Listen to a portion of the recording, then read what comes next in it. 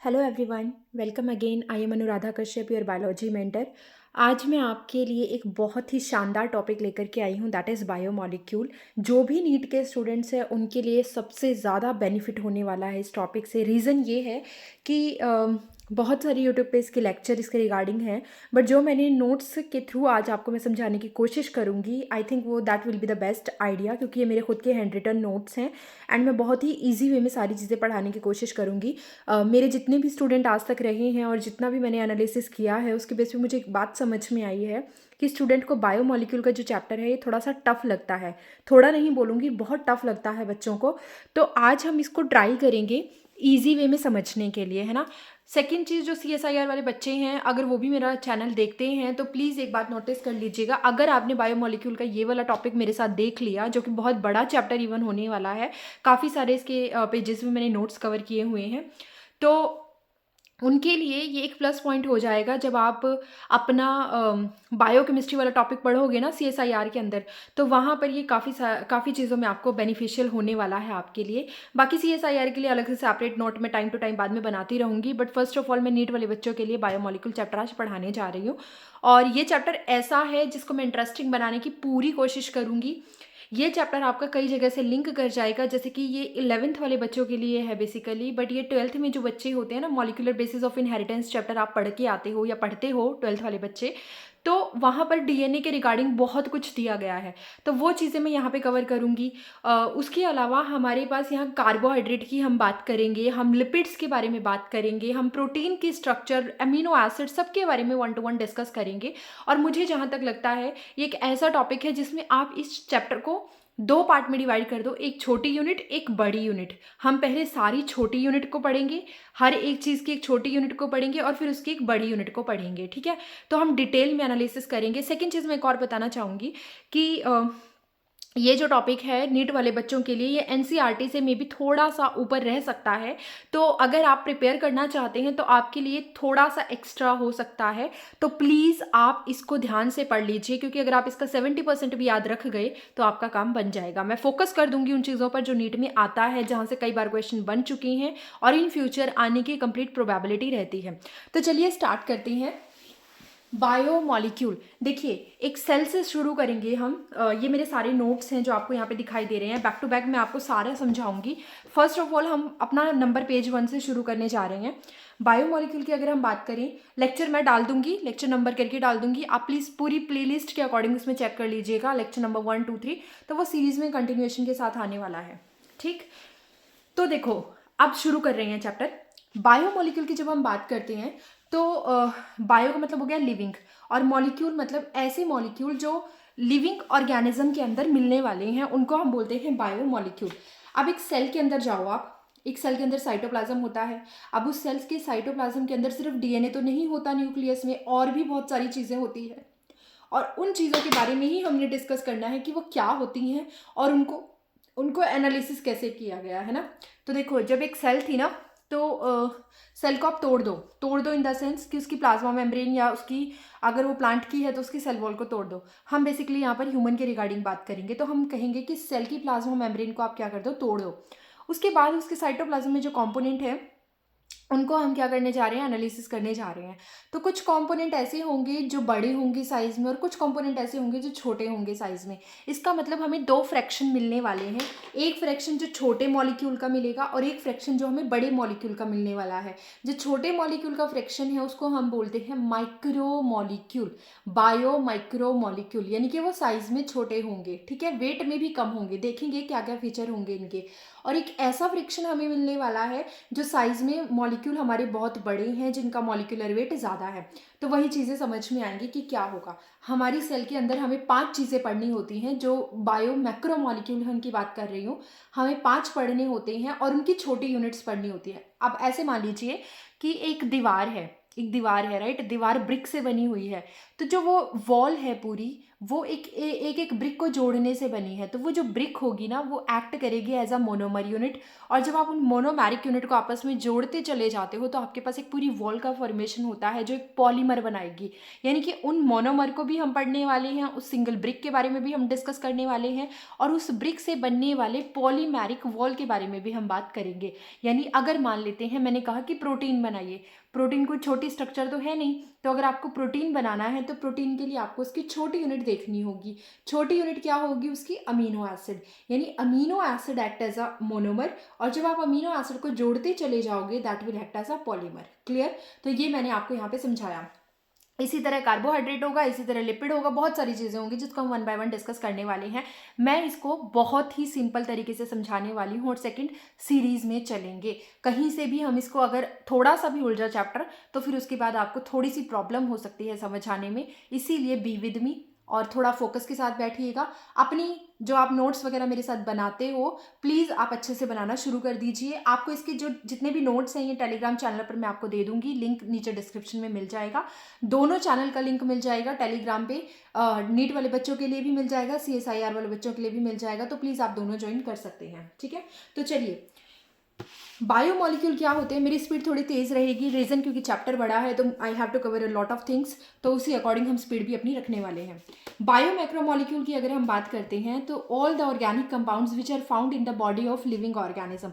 मान लीजिए मैं अपने बारे में बात कर रही हूँ तो बीइंग अ लिविंग ऑर्गेनिज्म मेरे अंदर बहुत सारे ऑर्गेनिक कंपाउंड्स मिलने वाले हैं। Organic compound are those compounds which have carbon, right? Carbon उनके पास होगा तो हम उसको ऑर्गेनिक कंपाउंड्स की बात करते हैं। और भी बहुत सारे कैरेक्टरिस्टिक फीचर्स होते हैं for the organic compounds, but अभी के लिए इतना समझो। आपकी जो क्लासेस है उसके बेस पे मैं इतना ही समझाऊंगी कि all the organic compounds which are found in the body of living organism उनको हम बोलते हैं बायोमोलिक्यूल। एक सेल के अंदर जो जो मिलने वाला है उसको बायोमोलिक्यूल बोला जाता है। अब ये बायोमोलिक्यूल आपको एक्वस एनवायरनमेंट में भी मिल सकते हैं और नॉन एक्वस एनवायरनमेंट में भी, मतलब एक लिक्विड के अंदर भी मिल सकते हैं और एक लिक्विड से बाहर भी मिल सकते हैं। समझ लेते हैं। सपोज एक सेल है, this is a cell. Cell के बाहर मैंने इसकी सेल मेम्ब्रेन बनाई हुई है और अंदर आपके पास साइटोप्लाज्म है। साइटोप्लाज्म में lot of molecules are there, right? और इस सेल के जस्ट बाहर भी आपको ये जो ब्लैक कलर में मैंने दिखाया दिस इज द फ्लूइड, जिसको हम क्या बोलेंगे कि सेल के बाहर का फ्लूइड है, इसलिए हम इसको बोलते हैं एक्स्ट्रा सेल्यूलर फ्लूइड। और जो सेल के अंदर है उसको बोला जाता है इंट्रा सेल्यूलर फ्लूइड। बिकॉज यहाँ पर lot of molecules are present हैं तो हम बोलते हैं कि यहाँ पर एक सेल्यूलर पूल प्रेजेंट है। सेल्यूलर पूल, इस सेल्यूलर पूल में बहुत सारे मॉलिक्यूल प्रेजेंट होंगे, सम ऑफ बायोमॉलिक्यूल। अब उस सेल्यूलर पूल की अगर हम बात करें तो यहाँ पे क्या है? Aggregated and interlinked various kind of biomolecule, जैसे कार्बोहाइड्रेट हो गया, प्रोटीन हो गया, लिपिड हो गया, DNA हो गया, RNA हो गया, ये सारी क्या हैं? These are the aggregated compound हैं, एग्रीगेटेड बायोमॉलिक्यूल हैं and they are interlinked with each other because ये बहुत सारे मेटाबॉलिक पाथवे में काम आते हैं एक दूसरे के। ठीक है, अभी सेल्यूलर पूल की बात हुई। अब इस सेल में क्या क्या चीज़ें होंगी? वाटर जो होगा वो मेजर होगा, major constituent of the cell, जो कितना कवर करेगा? अबाउट 70 to 90% तो वो सेल का बनाने वाला है, मतलब पानी होगा इसके अंदर सबसे ज़्यादा। उसके अलावा in cell H2O can be in free state और इन बाउंड स्टेट। या तो वो H2O एज इट इज़ रखा हुआ होगा सेल के साइटोप्लाज्म में, या फिर वो हो सकता है पोटेशियम हाइड्रोक्साइड की फॉर्म में हो, या सोडियम हाइड्रोक्साइड की फॉर्म में हो, या कैल्शियम हाइड्रोक्साइड की फॉर्म में भी बाउंड फॉर्म में हो सकता है। H2O कलरलेस होगा तो वो आपको दिखाई नहीं देगा, ट्रांसपेरेंट होगा, ऑर्डरलेस होगा यानी कोई स्मेल नहीं होगी उसकी, और न्यूट्रल होगा यानी कि उसकी pH होगी 7। तो ये सेल के अंदर वाटर का कंपोजिशन बताया गया। अब यहाँ पर आपको दिख रहा है कि कुछ चीज़ें अंदर जा सकती हैं सेल से, बाहर के एनवायरनमेंट से, और कुछ चीज़ें बाहर अंदर से बाहर की तरफ आ सकती हैं। ये किस चीज़ पे डिपेंड कर रहा है? Depends upon the permeability of the cell membrane. Permeability of molecule depends upon किस किस चीज़ पे डिपेंड करेगी?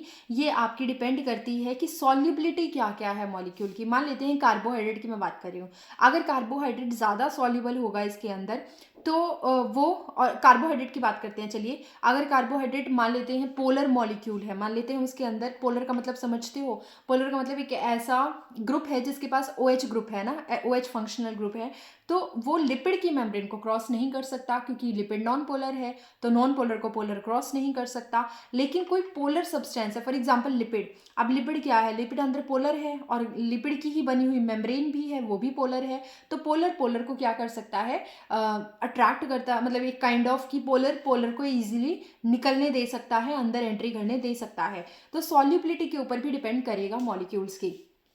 तो इस तरीके से जब सेलुलर पूल को चेक किया गया, यानी कि सेल के अंदर क्या क्या चीज़ें हैं, उन चीज़ों को जब चेक किया गया तो पाया गया कि इसके पास इंक्लूड मोर देन 500 केमिकल्स, 5,000 से ज़्यादा केमिकल्स हैं। उसमें इनऑर्गेनिक केमिकल्स भी प्रेजेंट होते हैं एक्वस फेज में। ऐसा नहीं है कि सिर्फ आपको यहाँ पे ऑर्गेनिक मॉलिक्यूल ही मिलेंगे, नहीं, यहाँ पे आपको इनऑर्गेनिक केमिकल्स भी मिलने वाले हैं which are present in the aqueous phase. Aqueous phase का मतलब होता है यहाँ पे वाटर प्रेजेंट है।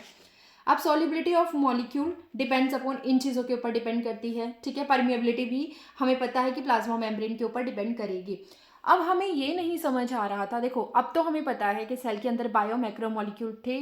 बायो मैक्रोमोलिक्यूल जो होते हैं वो है प्रोटीन, कार्बोहाइड्रेट, लिपिड और DNA, न्यूक्लिक एसिड जिसको हम बोल सकते हैं। तो ये सारी चीज़ें अभी क्या है हमारे पास, हमें पता है, लेकिन शुरुआती टाइम में हमें इनके बारे में कुछ भी नहीं पता था। हमने इनके बारे में डिस्कवरी की कि ये कहाँ से हैं, क्या चीज़ें हैं, किससे बनती हैं और क्या क्या चीज़ें प्रेजेंट होती हैं। तो वो पता कैसे लगाया गया, वो पता लगाने के लिए एक एक्सपेरिमेंट किया गया। आप जब भी किसी चीज़ का पता लगाते हो ना, तो you have to do experiment with that. आपको एक से ज़्यादा एक्सपेरिमेंट भी करने पड़ते हैं ताकि आप किसी चीज़ के बारे में कंप्लीटली इंफॉर्मेशन ले सको। सेम चीज़ यहाँ पे हुई, जब हमें बायोमोलिक्यूल के बारे में पता करना था तो हमने देखा कि उसको पता कैसे लगाएं कि एक सेल के अंदर क्या क्या प्रेजेंट होता है। तो हमने क्या किया, सेल्स को लिया, अब यहाँ से एक्सपेरिमेंट शुरू होगा, है ना। अब हमने सेल को लिया, सेल को एक पिस्टल एंड मोर्टल के अंदर डाला। पिस्टल एंड मोर्टल जानते हो क्या होता है, एक जिसके अंदर चटनी बनाते हैं ना, एक चीनी मिट्टी का बर्तन काइंड होता है, तो उसमें आप उससे कूटते हो और फिर कुछ बनाते हो, लिक्विड सा बना देते हो। तो वो एक मतलब कि ग्राइंडिंग के लिए होता है, वो एक पिस्टल एंड मोर्टल जो होता है वो ग्राइंडिंग के लिए होता है। उसमें आपने क्या ऐड किया, उसमें आपने ऐड किया सेल्स। जिस भी सेल को आप देखना चाहते हो कि इसके अंदर क्या क्या प्रेजेंट होगा। हम चाहते थे ह्यूमन सेल को डिस्कवर करना कि उसके अंदर क्या क्या है, तो हमने ह्यूमन की बहुत सारी सेल्स ली, तो ये सेल्स हैं। या फिर आप सेल्स मत लीजिए, आप अकॉर्डिंग टू NCERT क्या ले सकते हैं, लिविंग टिश्यू ले लेते हैं। लिविंग टिश्यू कुछ भी हो सकता है, अगर एनिमल की बात हो रही है तो लिवर हो सकता है, लीफ हो सकती है। टिश्यू समझते हो ना, tissue is a collection of cells जो शेयर करती हैं एक कॉमन ओरिजिन को। तो आपने सेल्स, अगर आप टिश्यू को तोड़ोगे तो सेल्स ही निकलेंगी। तो हुआ क्या, हमने पहले वो ऐड किया, साथ में वो ऐड करने के बाद हमने एक एसिड ऐड किया जिसका नाम था ट्राईक्लोरो एसिटिक एसिड। याद रखिएगा, इंपॉर्टेंट होता है, ट्राईक्लोरो एसिटिक एसिड को आपने इस सॉल्यूशन के अंदर ऐड कर दिया है। इस जिसका मॉलिक्यूलर फॉर्मूला है CL3COOH, यानी इसमें कार्बोक्सिलिक एसिड फंक्शनल ग्रुप की तरह बिहेव कर रहा है। ये प्योर पोलर सॉल्वेंट है क्योंकि यहाँ पर आपको OH ग्रुप देखने को मिल रहा है, ठीक है। तो ट्राईक्लोरो एसिटिक एसिड जो है उसको आपने ऐड किया और आपने अपने लिविंग टिश्यू को ऐड कर दिया। फाइनली आपने उसको ग्राइंड करना शुरू कर दिया with the help of mortar pistol, ठीक है। इसके थ्रू आपने क्या करना शुरू कर दिया, उसको ग्राइंड करना शुरू कर दिया। ग्राइंड करने के बाद आपके पास एक थिक स्लरी बन करके आ गई है। थिक स्लरी का मतलब है एक ग्रेवी टाइप में चीज़ें बन के आ गई हैं। अब उस ग्रेवी के अंदर या उस स्लरी के अंदर आपको नहीं पता क्या क्या चीज़ें हैं और आप जानना चाहते हो कि कौन से बड़े मॉलिक्यूल हैं, कौन से छोटे मॉलिक्यूल। तो आप एक क्लॉथ लीजिए, एक ऐसा क्लॉथ जिससे आप चीज़ों को क्या कर सको, फिल्टर कर सको। मसलिन क्लॉथ जिसको हम बोल देते हैं, जिसके थ्रू चीज़ें आप फिल्टर कर सकते हो। आपने देखा भी होगा ना, घर पे भी आप क्या करते हो, घर पे भी हम जब चाय बनाते हैं तो वहाँ पे चाय पत्ती को छलने के लिए हम क्या करते हैं, छलनी का यूज़ करते हैं ना, तो वही काइंड ऑफ फिल्टर ही है वो। तो आपने क्या किया, एक बीकर लिया और बीकर में आपने एक मसलिन क्लॉथ लगा दिया जो कि एक फ़िल्टर की तरह बिहेव करेगा। फ़िल्टर क्या है, एक मसलिन क्लॉथ है जो कि चीज़ और कॉटन का बना हुआ हो सकता है। अब आपने इसके अंदर जो भी आपने थिक स्लरी बनाई थी उसको इसके ऊपर क्या कर दिया, डाल दिया। अब होगा क्या, कुछ चीज़ें तो छन के नीचे आ जाएंगी और कुछ चीज़ें ऊपर ही रह जाएंगी। खुद से सोचो, जो चीज़ बड़ी होगी, जो इन होल्स में से बाहर नहीं आ सकती है, वो चीज़ ऊपर रह जाएगी और जो चीज़ नीचे आ गई वो हमारी क्या हो जाएगी, फिल्टर हो गई है। इसका मतलब हमें दो फ्रैक्शन मिले, एक वो फ्रैक्शन जो फिल्टर नहीं हुआ और एक वो फ्रैक्शन जो फिल्टर होकर के आ गया। फिल्टर होकर के वो फ्रैक्शन आया होगा जिसका साइज छोटा होगा, फिल्टर वो नहीं हुआ होगा जिसका साइज बड़ा होगा। यानी ये वो फिल्ट्रेशन के मॉलिक्यूल होंगे या वो बायो मॉलिक्यूल होंगे जो साइज में छोटे होंगे। इनको हम बोल देते हैं फिल्ट्रेट, क्योंकि ये फिल्टर होकर के आ गए इसलिए इनको हम बोलते हैं फिल्ट्रेट। और फिल्ट्रेट में कौन आ सकते हैं? जो छोटे होंगे साइज में। यानी कि केमिकली जब इनका एनालिसिस किया गया तो देखा गया these are the micromolecule, these are the micromolecule. ठीक है। उसके बाद क्योंकि एसिड, जब आपने इसको पूरे को नीचे डाला था फिल्टर में से मसलिन क्लॉथ के अंदर से, तो साफ सी बात है कि एसिड जो है वो लिक्विड होने की वजह से नीचे आया होगा। यानी कि जो फिल्टर में नीचे चीज़ें आई वो उस एसिड में सॉल्युबल थी, इसीलिए वो नीचे आ सकी। इसीलिए हमने इसको और क्या नाम दिया? एसिड। आई थिंक आपको विजिबल हो, इसीलिए हमने इसको और क्या नाम दिया? Acid soluble pool. ठीक है। दोबारा सुन लीजिए, जो फिल्टर में नीचे आया, ओके गिव मी 1 सेकेंड, जो फिल्टर में नीचे आया उसको हमने क्या कहा? फिल्ट्रेट कहा। फिल्ट्रेट एसिड में इजीली, इस ट्राइक्लोरोएसिटिक एसिड के अंदर इजीली सॉल्युबल हो सकता था, इसलिए इसको एसिड सॉल्युबल पूल कहा गया। इस फिल्ट्रेट में छोटे साइज के मॉलिक्यूल आए थे, तो जब हमने इसका केमिकली एनालिसिस किया तो हमें मिला कि these are the micro molecule, यानी ये साइज में छोटे होते थे। इसमें कौन कौन से आ सकते थे? इसमें आया आपके पास कार्बोहाइड्रेट की छोटी यूनिट, जो जो जो कौन कौन सी हैं? मोनोसेक्राइड। छोटी यूनिट का मतलब होता है सिंगल यूनिट आई है, जैसे ग्लूकोज आ गया, फ्रक्टोज आ गया, और सुक्रोज जैसी चीज़ें नहीं आ पाई क्योंकि वो थोड़ा सा बड़े होते हैं। गैलेक्टोज आ गया। इस तरीके के जो मोनोसेक्राइड यूनिट थे वो आपको यहाँ पर मिल गए। ठीक है। इसी तरह अमीनो एसिड्स आ गए। अमीनो एसिड को मैं आगे की क्लास में हमेशा इस तरीके से रिप्रेजेंट करने वाली हूँ। ठीक है। तो ये क्या हो गए? अमीनो एसिड हो गए। अब अमीनो एसिड छोटी यूनिट है, जब धीरे धीरे वो जुड़ेंगे अमीनो एसिड तो आपके प्रोटीन बना देंगे। तो इसी तरीके से जब मोनोसेक्राइड आपस में जुड़ेंगे तो डायासेक्राइड, ओलिगोसेक्राइड, पॉलीसेक्राइड ये सब बना देंगे, यानी they will act as a brick. इसी तरह हमें मिले न्यूक्लियोटाइड, न्यूक्लियोटाइड में और न्यूक्लियोसाइड मिले। न्यूक्लियोटाइड क्या होता है? Nucleotide is a composition of 3 component, जिसमें आपके पास टी से याद रखना, टी से 3 क्या क्या होता है, जिसके अंदर शुगर का यूनिट हो सकता है, इसमें आपके पास फॉस्फेट ग्रुप हो सकता है, और इसमें आपके पास नाइट्रोजनस बेस हो सकते हैं जो कि ATCG होंगे। हायर क्लासेस में आप जाकर के पढ़ोगे कि ये तीनों मिलकर के DNA की बैकबोन को बनाते हैं। ठीक है। शुगर, फॉस्फेट और साथ में ये क्या बनाते हैं? अंदर नाइट्रोजनस बेस इन्वर्ट हो जाते हैं, अंदर की तरफ आ जाते हैं, तो जाकर के DNA बनाते हैं। सिंपल याद रखो कि न्यूक्लियोटाइड 3 चीज़ें होंगी, शुगर, फॉस्फेट और नाइट्रोजनस बेस, जिसमें 4 नाइट्रोजनस बेस आते हैं ATCG, मैं डिटेल में बताऊंगी। और न्यूक्लियोसाइड 2 चीज़ों का बना होता है, जिसमें फॉस्फेट ग्रुप नहीं आएगा, सिर्फ शुगर आएगी और शुगर प्लस नाइट्रोजनस बेस आएगा। नाइट्रोजनस बेस में क्या हो सकता है आपके पास? ATCG, इसमें फॉस्फेट ग्रुप ऐड नहीं होगा। अब जब ये मिल जाएंगे तब जाकर के आपका क्या बनता है? जब न्यूक्लियोटाइड न्यूक्लियोटाइड न्यूक्लियोटाइड आपस में जुड़ते चले जाते हैं तो DNA बनता है, RNA भी बन सकता है, डिपेंडिंग अपॉन द शुगर कैसी है। ठीक। तो ये हुआ माइक्रोमोलिक्यूल। लेकिन जो छलनी के ऊपर रह गया उसके बारे में क्या कहना चाहोगे? जो नीचे छनकर आया था उसमें माइक्रोमोलिक्यूल तो थे, प्लस उसमें कुछ, ये तो ऑर्गेनिक कंपाउंड हो गए, लेकिन इसके साथ साथ कुछ इनऑर्गेनिक कंपाउंड भी नीचे आए, इनऑर्गेनिक कंपोनेंट नीचे आए, और प्लस साइटोसोलिक कंटेंट नीचे आया, यानी कि जो साइटोप्लाज्म के अंदर कंटेंट था वो भी कहाँ पर आ गया? नीचे आ गया। ठीक। उसके बाद जो ऊपर रह गया उसको हमने क्या बोला? नॉन फिल्टर, यानी कि वो फिल्टर नहीं हुआ था, इसीलिए हमने उसको नॉन फिल्टर, या उसको हमने बोलना शुरू कर दिया रिटेंटेड। रिटेंटेड क्या होता है? जो रिटेन हो जाए, जो रह जाए। जो चीज़ ऊपर रह गई वो रिटेन हो गई, जो चीज़ नीचे निकल गई वो क्या हो गई? फिल्टर हो गई। मान लेते हैं इस तरीके से, जो चीज़ नीचे निकल गई वो फिल्टर हो गई, जो ऊपर रह गई वो रिटेन हो गई। ऊपर वाले को रिटेंटेट बोला गया, नीचे वाले को फिल्ट्रेट बोला गया। ऊपर वाला एसिड में सॉल्युबल नहीं था इसलिए उसको एसिड इनसॉल्युबल पूल बोला गया, नीचे वाला एसिड में सॉल्युबल था इसलिए उसको एसिड सॉल्युबल पूल बोल दिया गया। ऊपर वाले का साइज बड़ा था जिसकी वजह से वो फिल्टर नहीं हो पाया, इसीलिए उसको बायो मैक्रोमोलिक्यूल की कैटेगरी में रख दिया गया, और जो नीचे फिल्टर होकर के चला गया उसको बायो माइक्रोमोलिक्यूल बोल दिया गया। बायो मैक्रोमोलिक्यूल में हमेशा पॉलीमर आएंगे, यानी कि जो छोटी छोटी यूनिट के जुड़ने से बनेंगे उनका वेट ज़्यादा होता है इसलिए वो नीचे नहीं जा पाते, और बायो माइक्रोमोलिक्यूल वो होंगे जो आपके साइज में छोटे होंगे, जो इजीली निकल जाएंगे। क्यों? क्योंकि उनका मॉलिक्यूलर वेट कम होगा, उनका साइज कम होगा। ठीक। तो यही चीज़ हुई थी। नॉन फिल्ट्रेट में फिर देखा गया कि जो सेल की बड़ी बड़ी ऑर्गेनील्स थी वो प्रेजेंट थी, उसके अलावा मैक्रोमोलिक्यूल्स यहाँ पर थे। इसमें क्या क्या था, large polymeric acid insoluble pool ये बना रहा था, लार्ज पॉलीमर्स थे यहाँ पर, और यहाँ पर वो मॉलिक्यूल थे जिनका मॉलिक्यूलर वेट जो था वो मोर देन 1000 डाल्टन था, मोर देन 1000 डाल्टन। dt का मतलब यहाँ पे क्या है, डाल्टन। मोर देन 1000 डाल्टन वो डाल्टन था या फिर 1000 डाल्टन के बराबर था, तो वो मॉलिक्यूल नीचे नहीं आ पाए, उनको मैक्रो मॉलिक्यूल बोला गया। केमिकली एनालाइज करने पे पता चला कि ये क्या क्या थे, ये पॉलीसेकेराइड थे, जो अभी मैंने बताया कि जैसे शुगर है, जैसे ग्लूकोज है, फ्रक्टोज है, जब ये आपस में ग्लूकोज ग्लूकोज ग्लूकोज जुड़ती चली जाएगी तो इस तरीके से क्या बना देगी, सेल्यूलोज बना देगी। तो सेल्यूलोज क्या है, एक पॉलीमेरिक सब्सटेंस है, यानी पॉलीसेकेराइड है, यानी पॉलीमर ऑफ मोनोसेकेराइड है। मोनोसेकेराइड में क्या आता है, ग्लूकोज का एग्जाम्पल मैं ले लूँ, जैसे C6H10O5, ठीक है, इसको अगर हम इसके n यूनिट्स जोड़ देंगे तो पॉलीसेकेराइड बन जाएगा। प्रोटीन की अगर मैं बात करूं तो protein is a polymer of amino acid, अभी मैंने बताया था। Nucleic acid is a polymer of nucleotide. Lipids के बारे में एक बहुत खास बात दी गई है कि लिपिड्स जो होते हैं ना, they are not the polymer of fatty acid. ऐसा नहीं है कि अगर मैं फैटी एसिड जोड़ती चली जाऊं तो एक पॉलीमर ऑफ लिपिड बन जाएगा, नो। लेकिन फिर भी हमने इसको बायो मैक्रोमोलिक्यूल की कैटेगरी में रखा।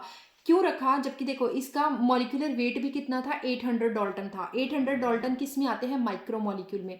फिर से रिपीट कर रही हूँ, मैक्रोमोलिक्यूल वो होंगे जिनका मॉलिक्यूलर वेट या तो 1000 डाल्टन के बराबर होगा या उससे ज़्यादा होगा।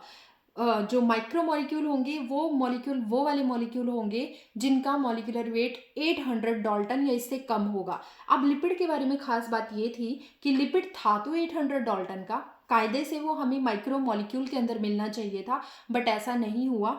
ना तो ये पॉलीमर है किसी का, ना तो आप फैटी एसिड को जोड़ोगे तब जाकर के पॉलीमर मिलेगा इसका, नहीं। हमने कहा ना कि मैक्रोमोलिक्यूल में पॉलीमर आते हैं, बट लिपिड किसी का पॉलीमर नहीं था। सेकंड, इसका मॉलिक्यूलर वेट भी कम था, 800 डाल्टन के अराउंड था। तीसरा, ये स्मॉल था साइज में, 800 डाल्टन से भी कम इसका मॉलिक्यूलर वेट था। फिर हमने लिपिड को इस कैटेगरी के अंदर क्यों रखा, वो हमें रिटेंटेट में क्यों मिला, वो हमें नीचे क्यों नहीं मिला अगर उसका साइज छोटा था। तो यहाँ पर एक खास बात एनसीईआरटी लिखती है कि जो ऊपर है ना, वो क्या हुआ है, जो ऊपर वो हमें मिला है लिपिड, एक्चुअल में वो एक मॉलिक्यूल नहीं है लिपिड का, that is the aggregation of lipid molecule. यानी एग्रीगेशन हमें मिल गया और उसने एक माइसेल की फॉर्मेशन कर ली, यानी हमें एक बड़ा फ्रेगमेंट हमें लिपिड का मिला, जिसकी वजह से वो नीचे नहीं जा पा रहा था, तो इसीलिए वो हमें ऊपर मिला है। जबकि उसके सारे कैरेक्टर ऐसे हैं जिसकी वजह से वो फिल्ट्रेट में हमें मिलना चाहिए था, बट फिर भी वो हमें रिटेंटेट ऊपर ही मिला है। तो एक लाइन एनसीईआरटी लिख देती है कि lipids are not strictly bio macro molecule. इसको हाईलाइट कर लीजिएगा, ये बहुत बार पूछा गया क्वेश्चन है कि lipids are not the strictly bio macro molecule. इनको रख दिया गया है इस कैटेगरी में, but they are not the strictly bio macro molecule, ठीक है। These are not filtered because they attached with cell membrane as aggregation. जब हमने सेल को तोड़ा था ना, तो सेल जो लिपिड की बनी हुई थी उसके साथ जाकर के चिपक जाते हैं, इन द सेंस कि ये भी लिपिड की है वो भी लिपिड की है, तो दोनों पोलैरिटी शो कर जाते हैं, तो इसकी वजह से ये बाहर नहीं आ पाता। Lipid are not able to dissolve in polar acid. जो ट्राइक्लोरोएसिटिक एसिड आपने पोलर सॉल्वेंट डाला था, क्योंकि लिपिड तो नॉन पोलर होता है, वो इसके साथ नीचे नहीं जा पाता, इस एसिड के साथ वो नीचे नहीं जा पाता, वो ऊपर ही हमें मिल जाता है, इसीलिए उसको बायो मैक्रोमोलिक्यूल की कैटेगरी में रख दिया गया। But that is not the strictly bio macromolecule, ये बात आप समझ लीजिएगा, ठीक है। तो ये जो मैंने बताया, these are the monomeric unit. ये जो मैंने बताया ये पॉलीमर है इन मोनोमर के।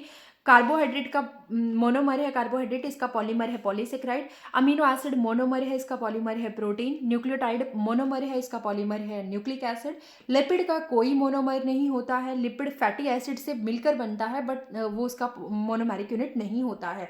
लिपिड के बारे में कुछ खास बातें हैं, इसका साइज छोटा था, बट उसके बावजूद इसे कहाँ पर रखा गया है, मैक्रो मॉलिक्यूल की कैटेगरी में रख दिया गया है। क्यों, क्योंकि ये सेल मेम्ब्रेन को क्रॉस करके नीचे नहीं जा सका और ऊपर ही एग्रीगेटेड फॉर्म में हमें मिला है, रिटेंटेट के अंदर ही मिला है, ठीक है। और यहाँ से एक बात और समझ में आ गई है कि जो ये वाले माइक्रो मॉलिक्यूल हैं, these are the non polymeric substances and these are the monomer. और लिपिड भी क्या है, strictly it is not a bio macro molecule. Clear, ठीक है। ये वाला जो कंसेप्ट है ये हमारी एनसीईआरटी में बहुत लास्ट में दिया गया है, बायोमोलिक्यूल के चैप्टर में सबसे लास्ट में दिया गया है। बस बट मैं इसके बारे में एक चीज़ समझाना चाहूँगी। पूरे पैराग्राफ का एक सार दिया गया है कि हमारी बॉडी जो है ना, उसमें जो सेल्स हैं, तो वो जो सेल्स हैं वो हमेशा डायनेमिक कंडीशन में हैं। लेकिन सेल के अंदर, मतलब इन द सेंस ऐसे बोला गया है कि जो हमारी सेल है वो एक स्टडी स्टेट में है। डायनामिक वर्सेस स्टडी, इस तरीके का कोई कंसेप्ट दिया गया है, जिससे हमें समझ में आ रहा है कि जो हमारी सेल है, ओके, जिससे हमें ये समझ में आ रहा है कि जो हमारी सेल है वो डायनेमिक है, वो सॉरी वो स्टडी स्टेट में रहने वाली है। स्टडी इन द सेंस कि मान लेते हैं एक सेल होती है, सेल के अंदर ना बहुत सारे मॉलिक्यूल हैं। अब वो सेल स्टडी कैसे बोलोगे? स्टडी का मतलब है यहाँ पे कि रुकी हुई है, बट साथ में एक चीज़ बोल दी गई है कि हम नॉन इक्विलिब्रियम स्टेज में हमेशा रहने वाले हैं। अब कोई चीज़ अगर स्टडी है, कंसंट्रेशन उसकी सिमिलर है, सेम रहने वाली है पूरे उसमें सेल में, तो फिर वो तो इक्विलिब्रियम में रीच कर गई ना। लेकिन ऐसा नहीं है। देखो समझो इस चीज़ को कि हमारी सेल में मेटाबॉलिज्म होता रहता है, यानी कि एनाबॉलिज्म होता रहता है। एनाबॉलिज्म हो रहा है, कैटाबॉलिज्म हो रहा है। एनाबॉलिज्म का मतलब है कि छोटी छोटी चीज़ें जुड़ के बड़ी चीज़ बना रही हैं, और कैटाबॉलिज्म का मतलब है कि बड़ी चीज़ें टूट करके छोटी चीज़ें बना रही है। तो बड़ी चीज़ों से छोटी चीज़ें बन रही हैं, छोटी चीज़ों से वापस बड़ी चीज़ें बन रही हैं। तो ये स्टेज हमेशा चल रही है ना। तो ऐसी कंडीशन में तो एक इक्विलिब्रियम रीच होना चाहिए था, बट ऐसा नहीं हुआ। तो जब लिविंग ऑर्गेनिज्म की बात आएगी तो वहाँ पे जो सेल है उसके अंदर दोनों चीज़ें चल रही हैं। चीज़ें छोटी से बड़ी में बन रही हैं, बड़ी से छोटी में टूट रही हैं। तो इसका मतलब एक मेटाबॉलिक कंडीशन वहाँ पर आ रही है। तो ये तो इक्विलिब्रियम में रीच कर जाना चाहिए था, पर ऐसा नहीं होता। कभी भी हमारी सेल में इक्विलिब्रियम नहीं आता। इक्विलिब्रियम का मतलब है आप स्टेबल हो गए हो, आपकी सेल ने काम करना बंद कर दिया है, ऐसा हो गया तो हमारी डेथ हो जाएगी। हमारे सेल के अंदर हमेशा नॉन इक्विलिब्रियम की स्टेट रहनी चाहिए। तो उन्होंने ऐसा क्यों कहा कि वो एक स्टेडी स्टेट में हम देखो, जो कोई भी अगर कोई भी कंपोनेंट है उसकी एक पर्टिकुलर कंसंट्रेशन ही सेल में होगी, उससे ज़्यादा नहीं हो सकती, उससे कम नहीं हो सकती। कम हो गई तब प्रॉब्लम है, ज़्यादा हो गई तब प्रॉब्लम है। इसका मतलब एक स्टडी स्टेट मेंटेन करके रखनी होगी आपको with respect to the concentration of the respective component, right. तो मान लेते हैं अगर मैं ग्लूकोज की बात करूं तो ग्लूकोज में हमारी सेल के अंदर ग्लूकोज की जो कंसंट्रेशन है वो 4.2 मिलीमोल पर लीटर से 6.1 मिलीमोल पर लीटर की कंसंट्रेशन रेंज में ही रहने वाली है। मतलब ये इसकी एक स्टेडी स्टेट है ना। लेकिन हार्मोन की अगर देखें तो वो नैनोग्राम पर मिलीलीटर रहने वाले हैं। इससे ज़्यादा आपको नहीं मिलने वाले ब्लड के अंदर। हार्मोन जो है वो पर मिलीलीटर ब्लड के अंदर आपको नैनोग्राम के अमाउंट में ही मिलने वाले हैं। इससे ज़्यादा पहुंच गए तब प्रॉब्लम है, इससे कम हो गए तब प्रॉब्लम है। इसका मतलब इनकी तो एक स्टडी स्टेट है। लेकिन ग्लूकोज बहुत सारे मेटाबॉलिक पाथवे में काम कर रहा है, इसीलिए इसकी कंसंट्रेशन जो है वो कंटिन्यू चल रही है। बन भी रहा है, टूट भी रहा है, बन भी रहा है, टूट भी रहा है। तो इसका मतलब क्या है? कंपोनेंट ब्रेक भी हो रहे हैं एंड फॉर्म भी हो रहे हैं बॉडी के अंदर। So they are not in equilibrium. मतलब हम एक स्टेडी स्टेट में हैं। तो स्टेडी स्टेट का मतलब होता है कि आप इक्विलिब्रियम में पहुंच गए। But with respect to the cell हमेशा याद रखिएगा कि हमारी बॉडी के अंदर चीज़ें स्टेडी हैं। मतलब एक सेल के अंदर एक चीज़ें जो है वो रुकी हुई हैं। रुकी हुई का मतलब क्या है? With respect to the concentration of a particular component. उससे ज़्यादा वो नहीं हो सकता, उससे कम वो नहीं हो सकता, बट वो चीज़ें बार बार बन रही हैं, टूट रही हैं, इसलिए वो इक्विलिब्रियम में तो नहीं आएगा। ठीक है। तो इसलिए एक लाइन बोली गई है कि living state is a non equilibrium, ध्यान से सुनिए, non equilibrium steady state to be able to perform work. अगर ये इक्विलिब्रियम में चली गई तो हम कभी भी परफॉर्म नहीं कर पाएंगे कोई भी वर्क। ठीक। तो ठीक है, अभी हमने बहुत सारी चीज़ें समझी, ये सब था। एक बात इन्होंने दी है कि सेल्यूलर पूल की अगर हम बात करें तो मैंने आपको कहा था कि यहाँ पे बहुत सारी, इस सेल्यूलर पूल के अंदर दिख रहा है आपको, यस, इस सेल्यूलर पूल के अंदर आपको बहुत सारी चीज़ें मिली थी, बहुत सारे कंपोनेंट मिले थे। दे वर एग्रीगेटेड एंड इंटरलिंक्ड, एक दूसरे से जुड़े हुए थे। अब यहाँ पे आपको और भी आगे चीज़ें समझनी है। जैसे मैंने कहा कि an organic compound, all organic compound which are found in the body of living organism, उनको हम बायोमोलिक्यूल बोलते हैं। एनिमल के अंदर बात कर सकते हैं, प्लांट के अंदर, और माइक्रो ऑर्गेनिज्म, तीन ही सेल हम यहाँ पे उठा रहे हैं। Animal tissue, plant tissue, micro organism.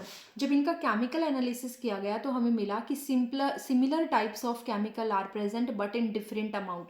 चाहे वो एनिमल हो, चाहे प्लांट हो, चाहे माइक्रो ऑर्गेनिज्म हो, सबकी सेल के अंदर जो कॉम्पोनेंट थे दे वर सिमिलर। सबके अंदर कार्बोहाइड्रेट था, सबके अंदर प्रोटीन था, सबके अंदर अमीनो एसिड्स थे, लेकिन उनका अमाउंट अलग अलग था, बट इन डिफरेंट अमाउंट।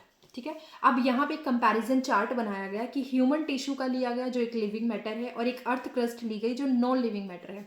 ये तो हमने देखा कि डिफरेंट लिविंग टिश्यू में जो चीज़ें हैं केमिकली एनालाइज करने पे पता चला कि सबके अंदर केमिकल होंगे बट डिफरेंट कंसंट्रेशन में होंगे, ठीक है, डिफरेंट अमाउंट में होंगे। लेकिन जब वही चीज़ें एक नॉन लिविंग के साथ कंपेयर करके देखी गई ह्यूमन टिश्यू और अर्थ क्रस्ट के अंदर, तो उनका जब केमिकल एनालिसिस किया गया तो वहाँ पे भी सरप्राइजिंगली हमें क्या मिला कि similar type of chemicals he present है, वो भी डिफरेंट अमाउंट में है। मतलब आप लिविंग ऑर्गेनिज्म की कंपेयर कर लीजिए आपस में या लिविंग की नॉन लिविंग के साथ कंपेयर कर लीजिए, सबके अंदर आपको कंपोनेंट मिलने वाला है बट उसकी कंसंट्रेशन अलग होने वाली है, ठीक। तो यहाँ पे एक चार्ट दिया गया, इस चार्ट को याद रखिएगा, इंपॉर्टेंट है। ये वाला इंपॉर्टेंट नहीं है, बाकी इंपॉर्टेंट है, वो मैं बता दूंगी। इसमें आप थोड़ा सा ध्यान लगा लीजिएगा कि जब एक एलिमेंट है, कोई एलिमेंट है, जो भी एलिमेंट है उनकी कंपेयर की गई है कि वो अर्थ की क्रस्ट में, क्योंकि नॉन लिविंग है तो उसमें कितना मिलने वाला है और एक ह्यूमन की बॉडी के अंदर कितना मिलने वाला है। तो जब हाइड्रोजन की कंसंट्रेशन को अर्थ क्रस्ट के अंदर देखा गया तो इट वाज परसेंटेज वेट, ठीक है, वेट के अकॉर्डिंग इन्होंने लगाया है अर्थ क्रस्ट में और ह्यूमन बॉडी में। तो हाइड्रोजन जो है वो अर्थ क्रस्ट में 0.14 है, एनसीईआरटी में डाटा दिया गया है। ह्यूमन बॉडी में 0.5 है, यानी कि ह्यूमन बॉडी के अंदर ज़्यादा है हाइड्रोजन। कार्बन 0.03 है अर्थ क्रस्ट में और 18.5 है ह्यूमन बॉडी के अंदर। कार्बन बहुत ज़्यादा है ह्यूमन बॉडी के अंदर। ऑक्सीजन जो है वो 46.6 है और जो अर्थ ह्यूमन के अंदर है वो 6.5 है, ठीक।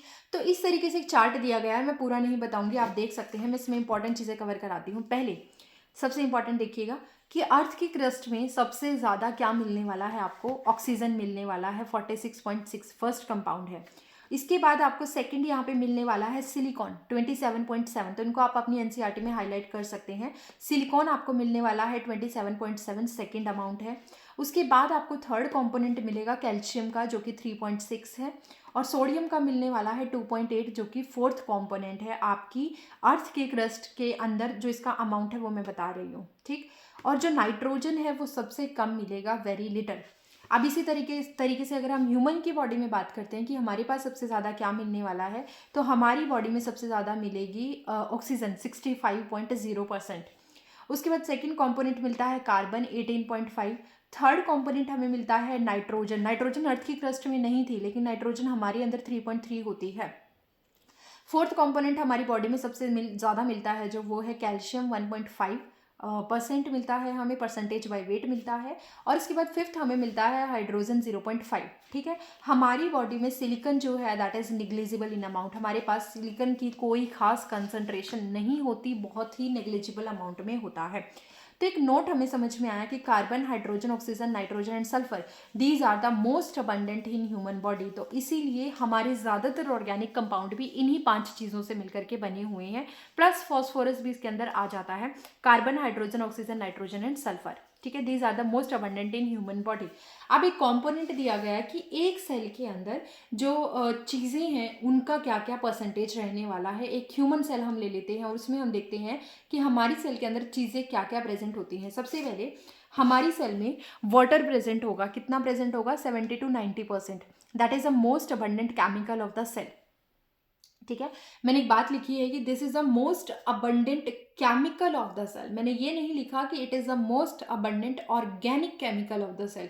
ऑर्गेनिक वो होगा जिसमें कार्बन की हम बात कर रहे हैं। तो यहाँ पे वाटर क्या है, 70 to 90% तो है, लेकिन this is the most abundant chemical of the cell, not organic chemical of the cell.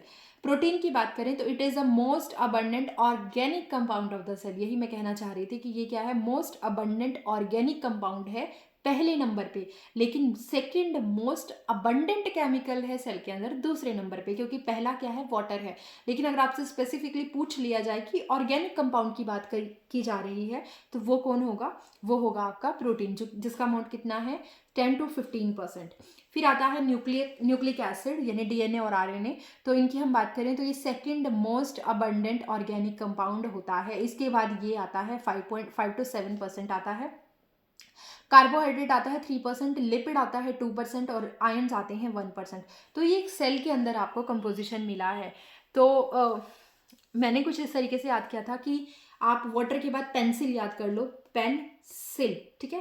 Pencil में जो लास्ट वाली है उनको एक्सचेंज कर दीजिए, पेंसिल, IL की जगह LI कर दीजिए, पेंसिल। तो इस तरीके से आपको एक सीरीज़ याद हो जाएगी, क्योंकि ये कई बार पूछी जाती है, ये वाली जो चार्ट है ये वाला पूछा जाता है। अब हम एक कंसेप्ट पे आए हैं, सेकेंडरी मेटाबोलाइट क्या होते हैं। देखो, मेटाबोलाइट क्या होते क्या होते हैं। मेटाबोलाइट वो चीज़ें होती हैं जो आपकी लाइफ के लिए इंपॉर्टेंट भी हो सकती हैं और कुछ एक्स्ट्रा अमाउंट भी, कुछ एक्स्ट्रा चीज़ें भी उसमें आ सकती हैं। मेटाबोलाइट दो कैटेगरी में हम डिवाइड कर देते हैं, एक होता है प्राइमरी मेटाबोलाइट, एक होते हैं सेकेंडरी मेटाबोलाइट। जो जिंदा रहने के लिए सबसे इंपॉर्टेंट होंगे that will be the primary metabolite, और जो ज़रूरी नहीं है लाइफ के लिए बट फिर भी बॉडी में बनते रहते हैं उनको हम बोल देते हैं secondary metabolite. For example plant की बात करें अगर हम, तो प्लांट में आपको क्लोरोफिल मिल जाएगा। क्लोरोफिल क्या है? क्लोरोफिल प्राइमरी मेटाबोलाइट है। अगर क्लोरोफिल नहीं होगा तो plant they can not synthesise their own food, है ना, वो अपना खाना नहीं बना सकते, फोटोसिंथेसिस नहीं कर सकते, इसीलिए chlorophyll act as a primary metabolite. But अगर मैं वहीं पे कैरोटीनॉइड्स की बात कर लूँ, जो मेनली रिस्पॉन्सिबल होते हैं for giving the colour to the plant, तो carotenoids they are not as much necessary as the primary metabolite और एज द क्लोरोफिल, राइट। तो they will act as a secondary metabolite.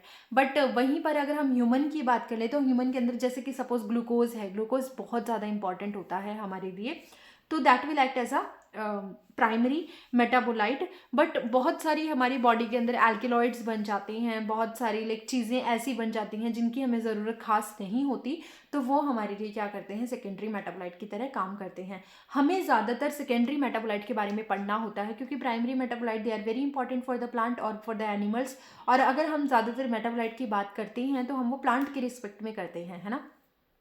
Animal से हमें कुछ खास चीज़ें एज अ सेकेंडरी मेटाबोलाइट आपके chapter में डिस्कशन नहीं किया गया है, उनके रिगार्डिंग हम secondary metabolite with respect to plant बात करेंगे, तो वहाँ पे लिखा भी है, दोनों में डिफरेंस समझ लेते हैं। Primary metabolite are those metabolite which are found in the living organism and they involve in the growth and the development of the body. अगर आपके पास प्राइमरी मेटाबोलाइट नहीं होंगे तो आपकी बॉडी की ग्रोथ और डेवलपमेंट जो है वो होल्ड हो जाएगी। They play role in the physiological processes of the body, आपकी बॉडी में फिजियोलॉजिकल रोल को ये प्ले करते हैं। They provide energy and nutrient to the body. For example glucose हो गया, अमीनो एसिड हो गया, प्लांट के अंदर क्लोरोफिल हो गया, हीम ग्रुप हो गया, जिससे हीमोग्लोबिन आपकी बॉडी में अंदर बनता है, जो for the transport of gases responsible होता है रेस्पायरेशन में। न्यूक्लिक एसिड हो गया, जो आपका डीएनए है मेनली, वो क्या करता है, that act as a controlling centre for your cell. तो न्यूक्लिक एसिड आपका क्या है, प्राइमरी मेटाबोलाइट की तरह काम करेगा। But what about the secondary metabolite? They are not as much vital for the plant as the primary metabolite. They found in the specific organism, हर किसी के अंदर ये नहीं मिलने वाले हैं। They do not involve in the growth and the development of the body. अगर ये नहीं भी होंगे तो आपकी ग्रोथ एंड डेवलपमेंट उसकी वजह से रुकेगी नहीं, बट अगर ये होंगे तो आपको एक एडिशनल बेनिफिट मिल सकता है। It they can play role in the immunity also, ठीक है, तो कहीं ना कहीं थोड़ा बहुत प्ले कर सकते हैं, बट ये आपके फिजियोलॉजिकल प्रोसेसेस में कोई रोल प्ले नहीं करते हैं, आपकी बॉडी के कोई मेटाबॉलिज्म को कंट्रोल नहीं करते हैं। They are just the extra product. Like आपने प्लांट्स के ऊपर से आपने क्या देखी होंगी, गम्स देखी होंगी, रबड़ देखी होंगी, जब आप उनको उतारते हो तो उससे प्लांट को कोई हानि नहीं होती, लेकिन प्लांट का भी एक एक्स्ट्रा प्रोडक्ट है जब वो अपनी टिश्यू इंजरी के टाइम पे यूज़ कर लेता है ना। They are use in the human welfare and secondary metabolite have ecologically importance, so they are very important for us. हम अपनी सर्विसेज के लिए इनको यूज़ करते हैं। फॉर एग्जाम्पल रबर हो गया, गम हो गया, सेंट हो गया, ड्रग्स एंड एल्केलॉइड्स हो गए, तो ये इंपॉर्टेंट है ना। सेकेंडरी मेटाबोलाइट की एक डिटेल डिस्कशन आपके एनसीईआरटी में विद द चार्ट दी गई है, उसको समझ लेते हैं। आपको याद रखनी पड़ेंगी। ड्रग्स दी गई हैं, जिसमें दो ड्रग की बात की गई है, विनब्लास्टिन और करक्यूमिन। विनब्लास्टिन जो है दैट इज़ वेरी इंपॉर्टेंट, क्योंकि ये एक एंटी कैंसरस ड्रग है, ज़्यादातर कैंसरस पेशेंट को ये दी जाती है। And it obtained from a plant जिसका नाम है विंका रोजिया। ये आपको एक प्लांट है, वहाँ से विनब्लास्टिन और ये जो मेनली विन ब्लास्टिन है ये हमें, और एक विन सिस्ट्रिन करके भी होती है, वो भी हमें मिल जाती है, विन क्रिस्टिन है ना, तो वो भी हमें एंटी कैंसरस ड्रग के फॉर्म में मिलती है, ठीक है। तो असेंशियल ऑयल की अगर हम बात करें तो लेमन ग्रास ऑयल, इन पे भी काम चल रहा है एंटी कैंसरस ड्रग को लेकर के। और असेंशियल ऑयल की अगर हम बात करें तो लेमन ग्रास ऑयल हमें मिल जाता है प्लांट से। लेक्टिन्स वेरी इंपॉर्टेंट है, कई बार नीट में पूछा जा चुका है। लेक्टिन का एग्जाम्पल याद रखिएगा, concanavalin A, it act as a lectin. और टॉक्सिन्स होते हैं, टॉक्सिन्स लैक्टिन्स जो होते हैं ना, ये लिपिड वाली कैटेगरी से बिलोंग करते हैं, तो आप अभी इसके डीप में मत जाओ। बट ये लैक्टिन्स जो होते हैं ये लिपिड से टर्पिन तो नहीं बोलूँगी, उस कैटेगरी से बिलोंग करते हैं, ठीक है। कुछ टॉक्सिन्स भी हमें प्लांट से मिलते हैं, जैसे कि एब्रिन और राइसिन। एब्रिन और राइसिन ऐसे टॉक्सिन्स थे या यूज़ किए जाते थे पहले के टाइम पे, जिनको देकर के कई बार क्या होता था, आप अपने इनेमी को हरा सकते थे, उनको उनको मार सकते थे एब्रिन और राइसिन का यूज़ करके। तो कई बार राजा वगैरह को भी दे दिया जाता था ये, ताकि उनकी डेथ हो सके। तो ये एक टॉक्सिन की तरह बिहेव करते हैं। एल्किलॉइड्स हो गए, जैसे मॉर्फिन हो गया, कोडीन हो गया। Morphine is a sedative pain killer. जो बंदा सर्जरी से होकर के आता है और उसको बहुत ज़्यादा पेन होता है, तो ज़्यादातर उसको मॉर्फिन दी जाती है। 12th क्लास में ह्यूमन हेल्थ एंड डिजीज़ वाले चैप्टर में इसको बहुत डिटेल में समझाया गया है। ड्रग्स के अंदर इसको समझाया गया है, ओपोइड्स के अंदर ये आती है। तो एक सेडेटिव पेन किलर है, ये हमें दर्द से बचाने के लिए दिया जाता है जब बहुत पेनफुल चीज़ें होती हैं। कोडीन आपका क्या है, it is a kind of drug जो स्टिमुलेंट की तरह भी बिहेव करती है। हीरोइन, स्मैक, ये सब चीज़ें इनसे बन जाती हैं, है ना। पिगमेंट्स की अगर हम बात करें तो पिगमेंट्स में आते हैं कैरेटिनॉइड्स और आपका आ जाता है एंथोसाइनिन, जो क्या देते हैं, कलर देते हैं, जस्ट फॉर कलर्स। एंड ये आपके जो क्लोरोफिल होता है ना, उसको एक्स्ट्रा सनलाइट से भी बचाने का काम करते हैं, वो सेंटर बना करके उसके चारों तरफ, जो फोटोसिंथेसिस वाले चैप्टर में आप पढ़ोगे। कैरेटिनॉइड्स हो गए, एंथोसाइनिन हो गए। एंथोसाइनिन आपके फ्लावर्स को कलर देने के लिए रिस्पॉन्सिबल होता है। पॉलीमेरिक सब्सटेंस आपको सेकेंडरी मेटाबोलाइट की फॉर्म में मिल सकते हैं, फॉर एग्जांपल रबर हो गई, गम हो गया, सेलुलोज हो गया। टर्पिनॉइड्स मिल सकते हैं, जिनमें मोनोटर्पिन होते हैं, डाइटर्पिन्स होते हैं। तो ये सारे क्या हैं, they will act as a secondary metabolite which is not vital for the survival of any plant. ठीक है, उनके सर्वाइवल के लिए ये इंपॉर्टेंट नहीं होता है। ग्रेट। तो चलिए अब हम बैक टू बैक क्या करेंगे, अब हम करने जा रहे हैं अपने सारे बायो मैक्रोमॉलिक्यूल को कवर।